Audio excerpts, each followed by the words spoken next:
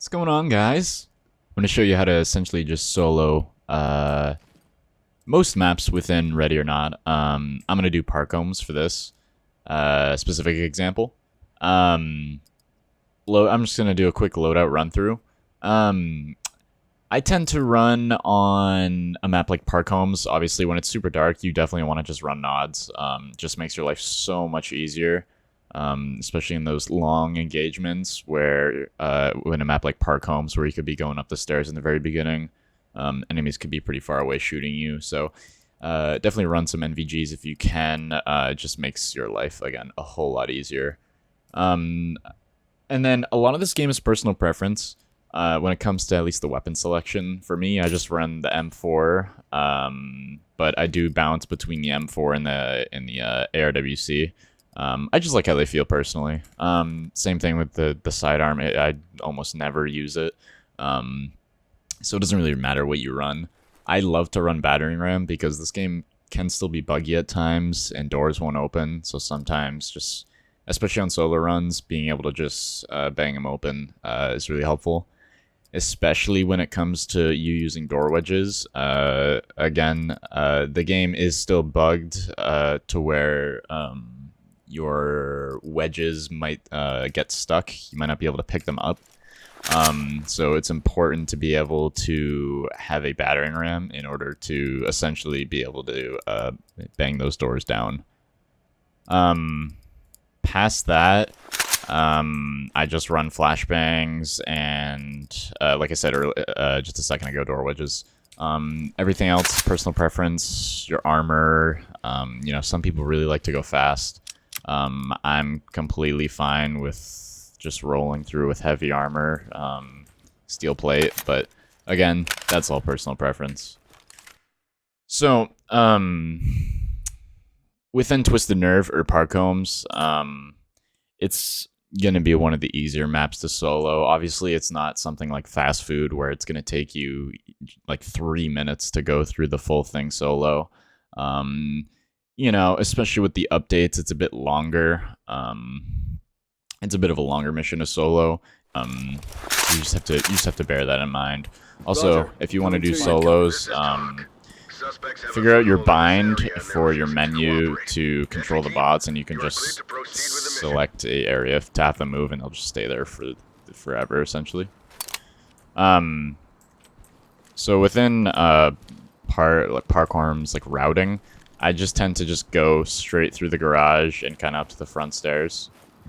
Be wary that sometimes enemies will walk down the side alley over here, and they can flank you. So just be mindful of that as you are coming up. Past that, though, I just kind of take this big room slow. Sometimes you can see this living room door is open, and I just tend to close that. And as long as it's safe, I just wedge it up real quick, and I kind of move on. You gotta use wedges in your solo runs to your advantage. Just, again, due to the fact you don't have extra teammates to cover open doorways and stuff like that. So you really have to be mindful on, have some map knowledge on where people can walk in from. And, just using the resources that you give yourself in your loadout. So you can see this door is locked. I do know that this is a short bathroom, meaning that it's just like a kind of like a small room. It's gonna close. It's gonna close off. It's not gonna lead to any big open like hallways. Suspect. So when I just tend to try to clear those, way before I clear any big rooms like this. These are connecting rooms now. So being able to essentially clear those short rooms off first in order to then move by them and be able to just clear out these bigger rooms it's going to make your life a lot easier. And so routing wise, again, like I said earlier, I just come up here, I wedge off that back door, and I wedge off this side door, and I just clear this whole hallway out. You grab the meth as well. I'll then go and to remove my wedge to enter living room. Obviously, check if there's a trap. Hands up, do it now. And it's completely random on where civvies and enemies spawn. I wish I could give you a strategy on to how. Drop the weapon now. How to adjust to these different situations. Don't move. As you can see there, we just had 2 suspects just standing on the stairs, kind of just waiting for me to walk around the corner. So, you know. And when it comes to solo runs as well, it kind of could come down to luck too. Like those two people on the stairs could have just blasted me. Someone could have just came around the corner while I was arresting that girl and killed me. Like it can come down to luck a lot of the times. Unfortunately, this game is meant to be played as a team game. It's, in my opinion, the most fun as a team game. But you know, sometimes if you do want to get a solo run in there, if you can't find any, you know, teammates that you really can jive with, then, you know, getting a solo run in might be your next best option. Please don't forget to check your closets within this new update. Enemies can hide in closets and under beds now. So that is a big thing that not many people are too used to yet. I mean, enemies can even hide under that bed right there. So, you know, again, just be mindful of all the little things like that. And, you know, at the end of the day, when you're doing solo runs on this, you're trying to make it as easy as possible for yourself. You know, don't overcomplicate it. I think a big thing that people are missing within Ready or Not is just the confidence to clear into room solo and just kind of, you know, take control of rooms. And that can come down to a few things. I think that can come down to things like map knowledge. If you don't know what's around the corner, it's kind of scary just to run right in and just, you know, not knowing even the layout of the room that you're going into. Now, you can use mirrors. I generally just don't use mirrors just because, for me, they just don't really make the game as fun. But, you know, some teams rely on mirrors, and that's completely fine. And I'm sure they probably die a lot less than I'm going to die in a mission if they're using mirrors. But, you know. So, when it comes into things like this hallway, as you can see, gets very chaotic. I was able to clear out that first half of the hallway pretty easily, as I didn't really have any suspects within the rooms. But, again, this game is very situational in that you can literally not prepare for almost anything besides just learning the maps and kind of just working based off of your knowledge there.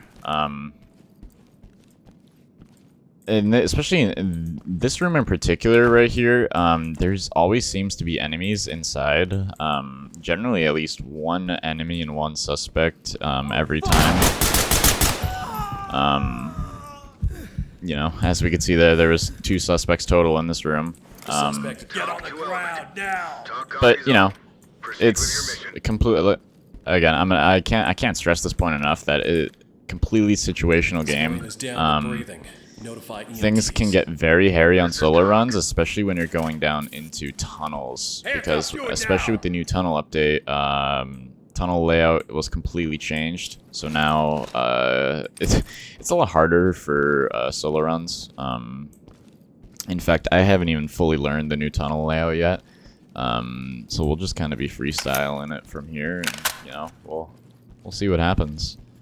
So after I've fully cleared this house, I like to just move out the back door here. Though some people like to go out kitchen because at times you can get shot through this wall just because they can hear you through this little crack in the wall. But you know, it's all personal preference. To me, it doesn't really matter which side you go out. I like going out this side because I can peek along here and I can see if anyone's kind of hiding in that alley. And then I can just kind of make like a quick turn. So there's someone on those stairs there.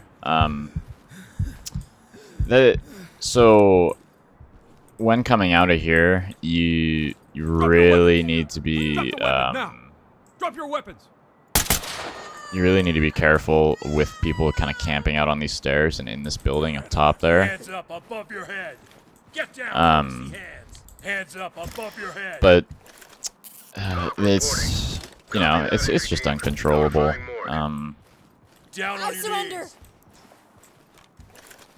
You know, that lady actually just faked her death. I just shot her because I asked 3 times and she didn't cooperate. Great work. So this is as well. This is exactly why I love to wear like heavy plated armor in this game. I have taken many shots through here, and I'm still living. Some people just really prefer the speed in this game for some reason. I don't know. I'm a big believer in the heavy armor. You got a rat. Suspect killed. Dead. The suspect has expired. And that's simply because of situations that I've just been gone through where they're literally just pumping shotgun shells into me and I'm still alive.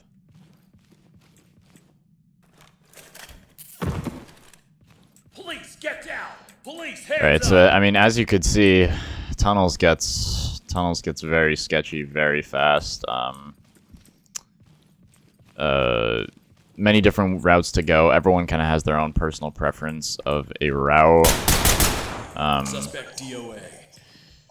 When you're playing solo as well, I try not to pay attention to score as much as possible. So, I just go for the completion. So any, unauthorized use of force or anything like that, I just try to ignore as, it's not really realistic. Hands up. And above your head. at the end of the day, you're just trying to get the completion. At least I'm just trying to go for the completion when I do solo runs. So yeah, I mean, I tend to go through Find tunnels. everything. They're here. Put your hands up. We've got a dead suspect here. This is Talk. Affirmative, entry team. I tend to go through tunnels and then just kind of climb up here as it makes. Police, get down! Talk to entry team. Copy that, entry team. Notifying trailers. Hands up above It makes your it head. makes your runs just so much easier. Like you could see there, like I literally just kind of ran through that, not really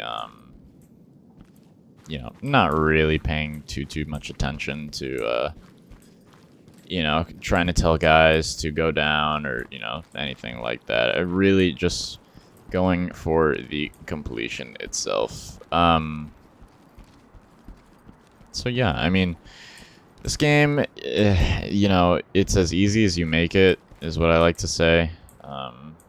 People really overcomplicate this game with CQB tactics that they use and whatnot.